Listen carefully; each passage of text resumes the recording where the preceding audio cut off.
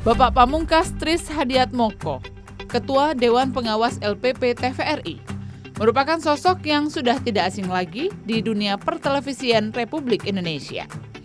Beliau pernah membesarkan 6 stasiun televisi swasta, hingga menjabat senior manager dalam berbagai bidang, yakni sales marketing, produksi program, dan teknik operasional. Tak henti-hentinya ingin terus belajar adalah pedomannya dalam kehidupan. Beliau telah mengenyam pendidikan di berbagai bidang ilmu, menyelesaikan pendidikan master pada bidang manajemen penyiaran, dan saat ini tengah menempuh pendidikan program doktor. Dan saudara, inilah Bukan Basa-Basi. Assalamualaikum warahmatullahi wabarakatuh. Salam jumpa pemirsa TVRI Sumatera Selatan dimanapun Anda berada. Bagaimana kabar Anda hari ini? Senang rasanya saya Wima Yasrustam kembali hadir menjumpai Anda dalam Bukan Basa-Basi. Ya pemirsa, kali ini kami akan mengajak Anda untuk mengenal lebih dekat dengan Bapak Pamungkas Tris Hadiatmoko, Ketua Dewan Pengawas LPP TVRI. Seperti apa keseharian beliau? Ikuti kami dalam Bukan Basa-Basi. Assalamualaikum Pak Moko. Waalaikumsalam. Apa kabarnya Pak Moko?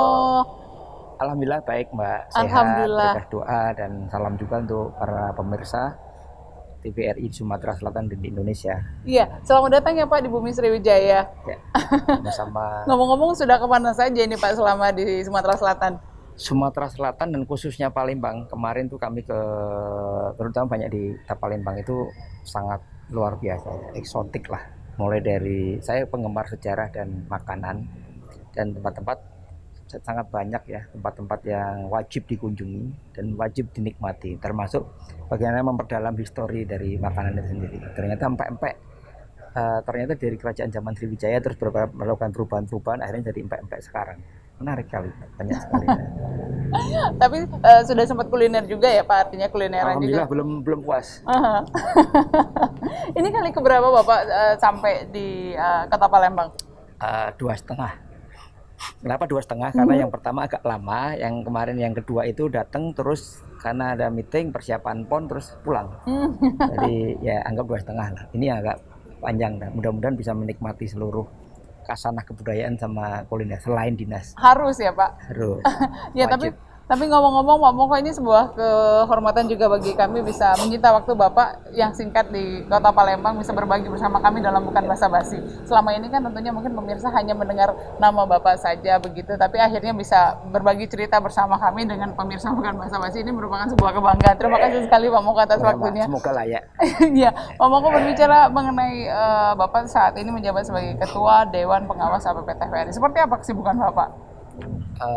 Kalau waktu itu kan nggak satu-satunya hal yang tidak bisa kita kontrol kan waktu. Semua hampir bisa waktu sama usia dan sebagainya. Jadi ya kita maksimalkan saja. Satu tentunya harus penuh rasa syukur. Yang kedua pilih prioritas yang membawa kebaikan, manfaat. Yang tiga jaga kesehatan. Tentunya jangan lupa ya ibadah ya. Ibadah kan sudah melekat ya. Ya waktunya saya pikir ya diatur aja. Mudah-mudahan terlalu pas gitu.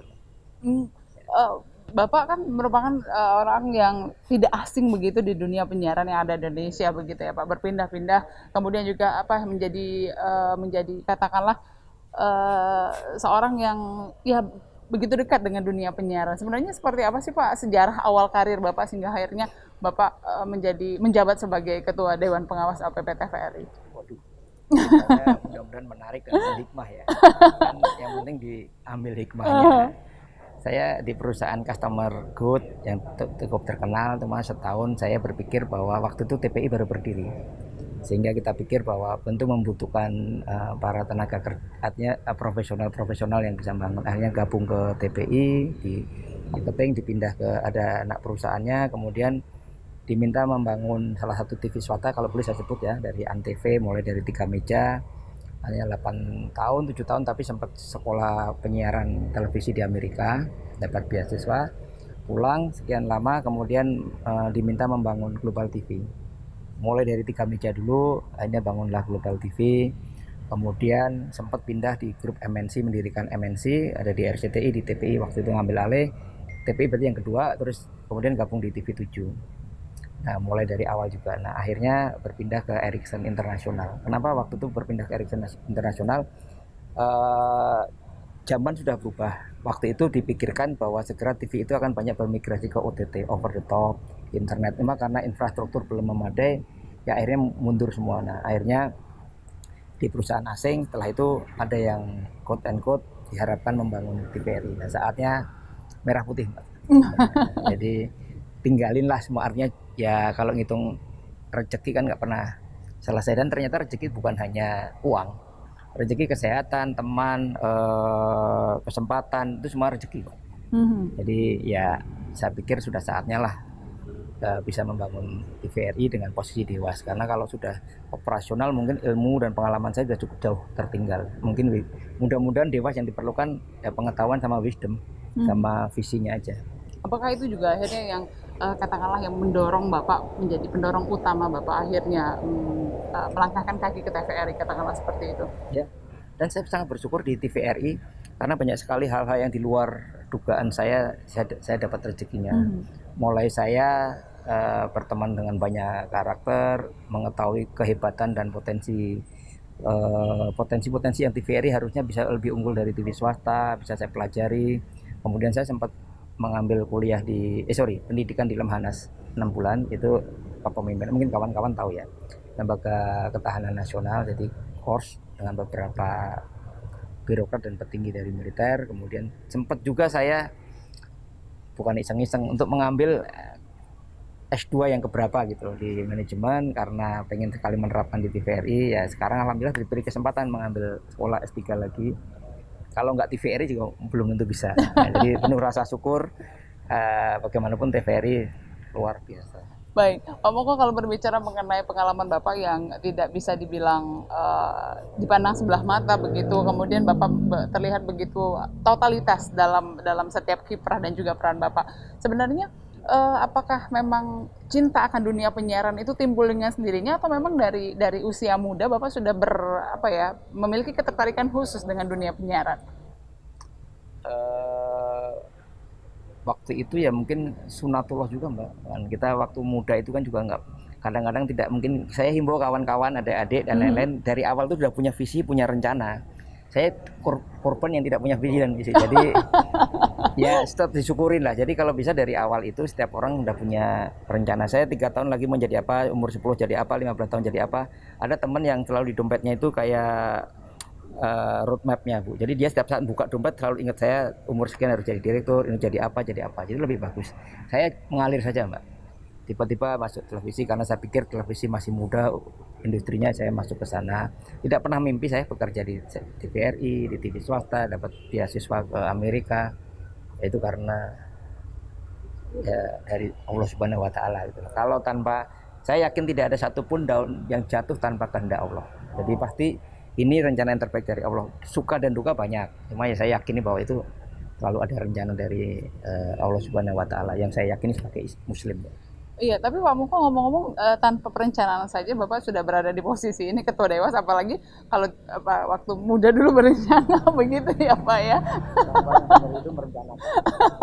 Ini kan ya sunatullah ya. Mungkin kalau direncanakan mungkin tidak ada di TVRI. Mungkin ada di NKK atau jadi rencanakan masa depan. Jadi siapapun, sekecil apapun, bikinlah mimpi dan bikinlah perencanaan. Karena ujung dari banyak studi mengatakan perencanaan itu menjadi lebih baik daripada tanpa rencana. Tapi jangan frustasi, saya tahun ini nggak cocok, belum mencapai, belum ini, ya jangan jadi frustasi. Tapi minimal kita tahu 10 tahun lagi kita mau ngapain, 20 lagi tahun. Sama, Mbak, nanti kalau bisa jangan hanya jadi presenter TVRI. Bermimpilah suatu saat jadi CNN Internasional, Al Jazeera, INHK gitu. Kan mimpi boleh kan, asal kita tindak lanjuti gitu. Ketika Bapak sudah sampai di posisi ini, posisi yang tentunya menjadi impian dari banyak sekali orang di luar sana, pernah menoleh ke belakang, kemudian hal-hal yang mungkin menjadi bagian menarik cerita dalam kehidupan yang mungkin tidak akan Bapak lupakan? Saya punya sedikit filosofi yang mungkin tidak terlalu sama. Yang pertama, saya punya pandangan bahwa sebaik-baiknya orang itu yang punya manfaat. Yang kedua, kita bekerja, berdedikasi dan berkarya jangan untuk melihat ke atasan, memuaskan atasan, tapi karena hati kita mengerjakan secara profesional. Alhamdulillah dari 13 kali pindah kerja, alhamdulillah tidak pernah melamar, Mbak. Jadi karena kita mengerjakan sesuatu totalitas profesional, tidak perlu menunggu pujian dari atasan, yang menilai itu sekitarnya. Nah, sekali lagi, bekerjalah dengan tulus, bekerja dengan profesional, dengan ikhlas. Nggak usah mikirin dampaknya. Tuhan akan memberikan yang terbaik kalau kita bekerja dengan yang baik. Baik, Pak Moko, sebelum kita lanjutkan kembali, kita akan jeda sejenak. Pemirsa, tetaplah bersama kami usai jeda berikut. Bukan basa-basi, masih akan kembali.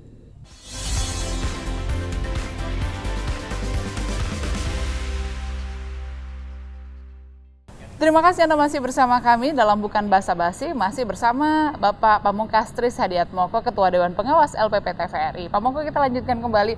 Menjadi seorang Ketua Dewan Pengawas LPP TVRI tentunya bukanlah perkara yang mudah begitu ya Pak ya. Tantangan terbesar menurut Bapak sendiri itu membawa TVRI itu seperti apa? Wah, ini pertanyaan yang bagus ya, mudah-mudahan jawabnya bisa.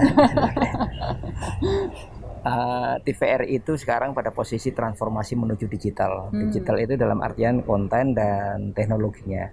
Sisi lain sekarang sudah melewati posisi kalau bahasa industrinya 4.0, di mana karakter orang itu satu sudah overloaded dengan informasi. Yang kedua adanya hipertransparansi. Terus ada lagi karakter-karakter dari 4.0 yang ada everything on internet, terus ada blockchain, ada megadata dan sebagainya. Perpindahan overloaded orang, media sudah berubah, setiap orang sekarang menjadi media, setiap orang bisa mengakses media tidak hanya yang mainstream, terus ada personalisasi. Ini dua situasi yang harus dihadapi oleh TVRI. Yang ketiga adalah posisi gerbong TVRI yang sangat besar. Tentunya kita sadar bahwa ada juga PNS dan ada PPPNS, pegawai-pegawai yang tidak seluruhnya punya karakter yang pas untuk suatu keunggulan. Nah, ini yang memanage ini. Di sini situasi teknologi, di sini situasi masyarakat, di sini situasi dari TVRI. Ini sekarang memanage itu supaya pas dan kita harus menjadi yang unggul dibanding TV swasta. Kalau menurut Bapak seperti apa image TVRI saat ini? Sudah jauh membaik banding sebelumnya tanpa harus mengurangi rasa hormat pada direksi-direksi, karena setiap zaman punya tantangan yang berbeda, punya pengukuran yang berbeda. Nah, dengan rasa hormat tentunya sekarang memang ada beberapa kemajuan yang signifikan dari karyawan, dari teknologi, dari visi. Tinggal bagaimana merampingkan dan satu rel sama-sama mengeksekusi apa yang direncanakan dalam rentra. Ya. Pak Moko, ini juga akan menjadi PR bersama bagi TVRI bahwa TVRI tidak memberikan apa yang diinginkan oleh masyarakat, tetapi yang dibutuhkan. Itu juga merupakan salah satu visi juga dari TVRI, jadi tidak hanya menjadi tontonan tetapi juga tuntunan. Nah, ini juga berat, kadang-kadang masyarakat juga ingin membutuhkan sesuatu yang mungkin tidak sesuai dengan kaidah kita TVRI. Lalu menurut Bapak, apa yang bisa kita lakukan agar TVRI itu kembali dicintai oleh pemirsa? Pertama dari konseptual ya, sebenarnya gini, kita tidak harus mendewakan parameter-parameter yang sama dengan TV swasta, karena kita adalah LPP yang punya parameter dan tugas yang berbeda atas undang-undang penyiaran, atas PP peraturan pemerintah mengenai TVRI. Yang harus diperkuat itu sebenarnya gini, konten Pak, konsep konten. Tidak harus semuanya menghamba pada keinginan para penonton, tapi kalau seseorang punya karakter, punya kemampuan mendeskripsikan suatu program yang dibutuhkan tadi, insya Allah walaupun tidak klasikal yang banyak itu tetap bisa Mbak. Yang kedua tentu penempatan yang pas, promosi yang harus tepat. Berikutnya juga penyampaian dengan digitalisasi ini. Jadi bahwa kayak TVRI ini bisa nanti menuju ke sana dengan tahapan-tahapan seperti itu. Jadi nggak usah khawatir bahwa TVRI gerbongnya besar mengarah ke sana ke anak-anak muda. Selama kita satu konten tadi kan mengemasnya, ya tanpa harus meninggalkan etika, dan itu ya harus kita jalani penyesuaian dengan karakter. Karena umur bonus demografi kita itu umur Z sama milenial itu akan tahun ini dan tahun depan itu sudah sampai 55% sampai 60%. Ini berarti 160 juta orang Indonesia itu golongan mereka. Ya kita harus sweet ke mereka, cara kemasannya, cara distribusinya, cara menyajikannya. Sekarang penonton tidak mau diatur oleh programming oleh televisi. Nantinya bentar lagi dan sudah mulai jalan, mereka yang akan mengatur dirinya sendiri. Jadi kita harus menyediakan di OTT, video on demand dan sebagainya. Jadi nggak bisa lagi parameter Anda saya paksa nonton jam sekian. Mereka bisa pakai channel yang berbeda. Nah itu mental dan kesiapan mindset kawan-kawan ini harus ngikutin itu juga Pak. Baik, Pak Moko kemudian melihat tantangan ke depan itu seperti apa ya Pak ya, menjawab TVRI World salah satunya, kemudian juga migrasi ke digital, seperti apa menurut Bapak? Yang terima kasih ya. Digitalisasi itu sebuah keniscayaan ya. Ya. Jadi pertama sikap-sikap itu harus kita akrabi perubahan, terus kita adopt, kita sesuaikan dalam adaptasi strategi dan kehidupan kita yang kemudian kita sambil terus belajar. Kayak TVRI World nantinya juga tidak konvensional hanya melalui siaran biasa dan parabola. Sekarang ada over the top, ada PTV, ada video on demand, ada macam-macam lah channelnya. Nanti akan ada phone delivery program apa gitu. Ya itu harus diikutin semua. Bahwa suka nggak suka, mau nggak mau TVRI harus ngadepin, harus ketemu. Nah ini harus kita siapkan gitu loh. Jadi nggak bisa terus bawa TVRI World itu kan langkah besar nih. Ya harus siapkan kontennya kayak apa. Kalau namanya konten dijual ke luar negeri kan marketnya beda sama di penontonnya berbeda. Nah ini kan harus sebuah perumusan. Bagaimana web portal kita, mumpung kita baru mulai harus visioner ke depan. 10 tahun lagi kayak apa sih? Orang nonton televisi itu mendapatkan berita itu harus dari sekarang, ini keputusan besar. Jangan sekedar ngikutin apa yang dilakukan media online yang sudah 10 tahun lalu sukses. Beda sekali zamannya gitu. Itu. Polanya yang terbaik menurut Bapak seperti apa? Yang pertama bahwa kita harus sadar persis bahwa sekarang kekuasaan menonton itu di penonton. Kontennya sangat spesifik, sangat personalized. Cara mendapatkannya personalized. Teknologinya sangat personalized, sangat khusus dan sebagainya. Ya ini harus kita pelajari benar-benar dan kita sesuaikan. Mungkin rencana strategi jangka panjang yang dibuat oleh Dewas dan direksi itu memang harus ada perubahan juga. Kita harus terbuka, Mbak. Nggak bisa lagi plan 10 tahun gitu loh. Ya 3 tahun dievaluasi, 5 tahun dievaluasi. Kalau beloknya sudah penonton sudah nggak nonton televisi yang dampok gitu, yang ribut. Ini ya kita harus ngikutin, harus Mbak. Sosmed, kolaborasi sama konten kreator, nggak bisa lagi monopoli. TVRI itu sebagai bisnis utamanya konten ya harus konsentrasi di konten. Distribusi banyak kok cara. Kalau nggak punya duit ya kerja sama yang lain tuh. Iya, Pak Moko kemudian tadi Bapak melihat bahwa tantangan ke depan itu besar sekali, bahwa kemudian juga di balik tantangan itu tentunya peluangnya juga cukup besar. Pertanyaan baru ini kemudian bertanya, apakah kita sudah siap untuk itu semua, begitu Pak Moko? Teori readiness itu nggak akan pernah siap, Mbak. Jadi kan teori kesiapan itu kan siap karena persiapan, siap karena kepaksa, dan siap karena kecelakaan gitu loh. Kita yang mana? Ya. Kok saya masih mikir sebaiknya kita siap karena perencanaan. Walaupun waktunya butuh, tapi direncanakan. Kalau kita ketinggalan ya ketinggalan nggak apa-apa. Tapi kan selalu diperbaiki, Mbak. Tapi direncanakan karena review jurnal dari Harvard Business Review, beberapa institusi dan lembaga korporasi itu yang sukses itu rata-rata 70% lebih mempunyai perencanaan, Mbak. Tadi saya selalu sampaikan, kalau kita berhasil membuat rencana, kita merencanakan keberhasilan. Kalau kita tidak bisa gagal membuat rencana, kita merencanakan gagal. Sebaiknya direncanakan, Mbak. Baik, pokoknya sebelum kita lanjutkan kembali, kita akan jeda sejenak. Pemirsa, tetaplah bersama kami. Usai jeda berikut Bukan Basa-Basi masih akan kembali.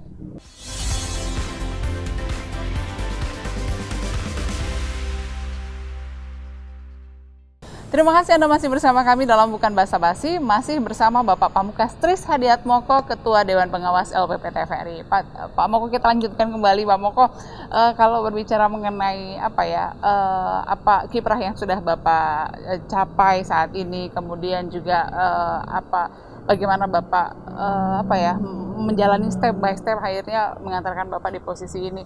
Ini flashback lagi ke belakang. Bapak tertarik sekali sepertinya dengan dunia pendidikan, tidak berhenti-henti untuk belajar. Ini yang mendorongnya seperti apa sih, Pak? Saya hanya membayangkan ya, setiap kita bekerja selalu ada pemikiran, ini kenapa begini ya, kenapa ini ya, apakah, terus yang kedua, caranya nyelesainnya gimana ya, yang ketiga adalah apakah yang sudah kita lakukan itu benar nggak sih? Karena kebenaran itu kan relatif. Hari ini kita memutuskan sesuatu, bisa jadi besok sudah situasi berubah. Tapi kalau ada konsep dan ada teorinya, ada ujinya, ya berarti kan kita mungkin benar gitu loh. Jadi itu yang mendorong saya pengen terus belajar, Mbak. Dari S1, S2 beberapa kali insya Allah, tapi telat juga, Mbak. Usia gini baru S3 kan harusnya kemarin. Tapi mudah-mudahan menjadi inspirasi minimal bagi anak saya dan orang lain bahwa belajar tidak mengenal usia. Jadi sudah berapa banyak gelar pendidikan yang sudah? Yang paling penting outputnya, Mbak. Karena saya lama di swasta, jarang sekali swasta itu yang menanyakan sekolah dan gelar. Sekarang kecenderungan perusahaan besar di Amerika dan di Cina tidak menanyakan sekolah dan gelar, Mbak. Apa yang bisa Anda lakukan untuk perusahaan ini untuk maju? Udah. Mau lulusan SMP, mau lulusan SMA gitu loh. Yang penting outcome-nya gitu loh. Nah, tentu belajar harus ya. Sekolah S1, S2 itu harus, karena apa? Itu sebuah sistematika berpikir. Bahwa kita diajarin berpikirnya begini langkahnya, tapi bukan terus kawan-kawan yang nggak sekolah nggak sukses juga. Saya juga belajar juga baru dan tidak mudah juga.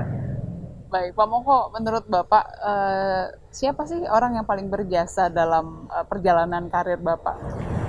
Nah ini dia, kalau hampir semuanya berjasa, hanya saya membayangkan dalam perenungan-perenungan, jangan-jangan yang terbesar itu mungkin juga benar ya, itu orang tua.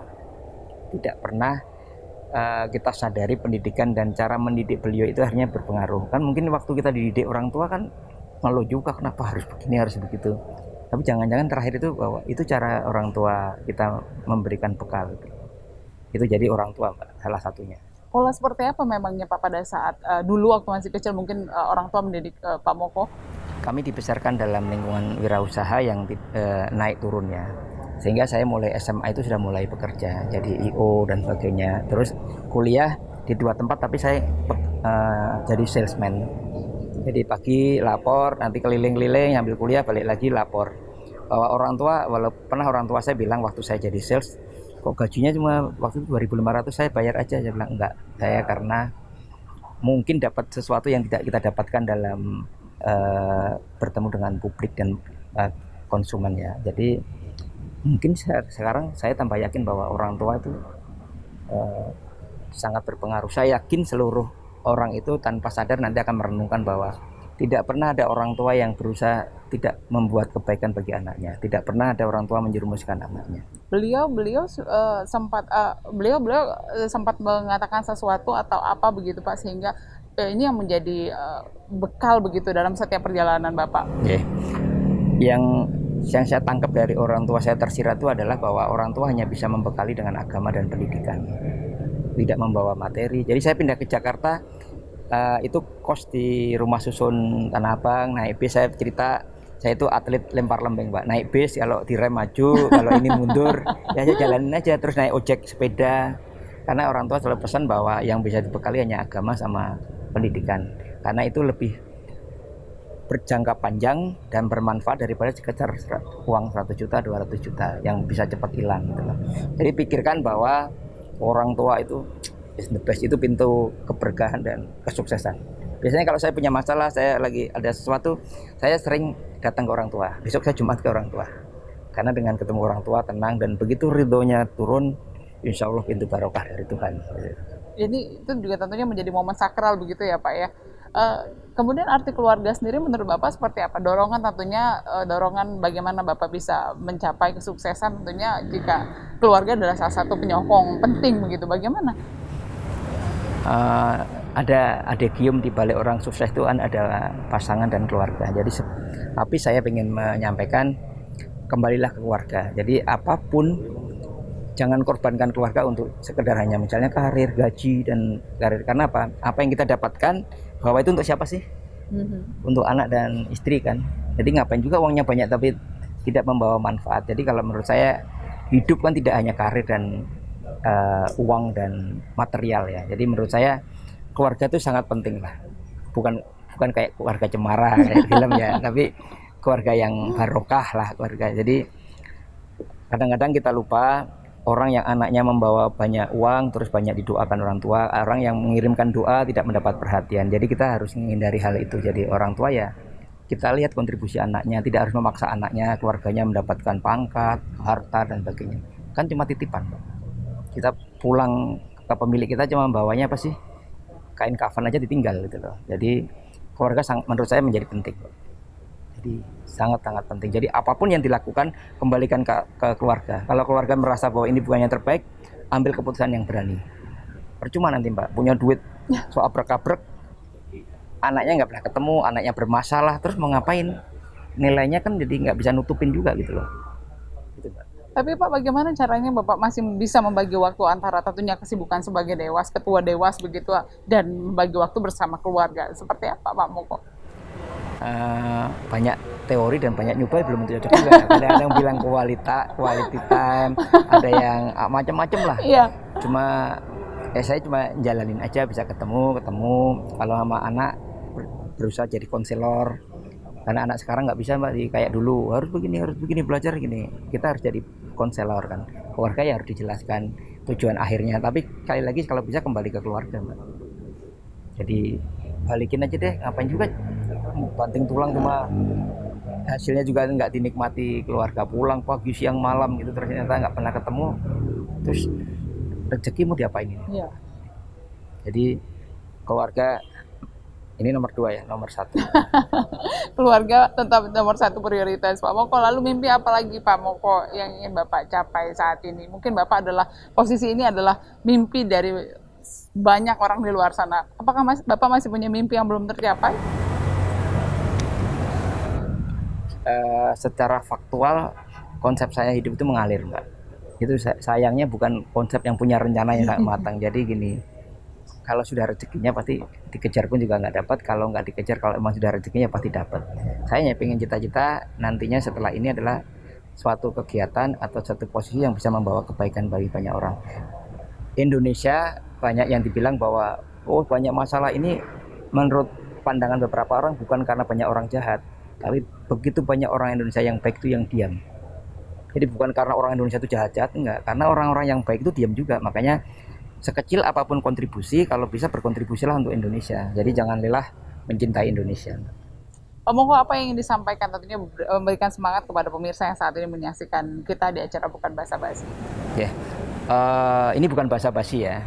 Satu, bekerjalah yang terbaik menurut hati nurani dan sesuai dengan kaidah agama, artinya kejujuran. Yang kedua, jadilah orang yang paling bermanfaat bagi semua pihak, karena itu nilai yang lebih dari sekedar rezeki yang harta dan sebagainya, jadi material ya. Jadi itu aja mungkin. Jadi bekerjalah dengan baik dan profesional tanpa melihat hasilnya. Yang kedua, buatlah yang terbaik yang bermanfaat bagi banyak orang. Baik, Pak Moko, terima kasih sekali atas waktunya ya Pak. Terima kasih, kami sudah menyita waktunya yang singkat ini di Kota Palembang. Kemudian masih kami sita waktu Bapak untuk berbagi bersama kami dalam Bukan Basa-Basi. Semoga bermanfaat bagi penonton di Sumatera Selatan, bisa menjadi inspirasi dan bagi seluruh Indonesia maupun dimanapun berada. Baik, Pak Moko, terima kasih sekali lagi Bapak atas waktunya. Ya pemirsa, demikian Bukan Basa-Basi hari ini. Akhirnya saya Wimaya Srusa mengucapkan terima kasih atas kebersamaan Anda. Sampai jumpa dan wassalamualaikum warahmatullahi wabarakatuh. Bapak, terima kasih sekali Pak.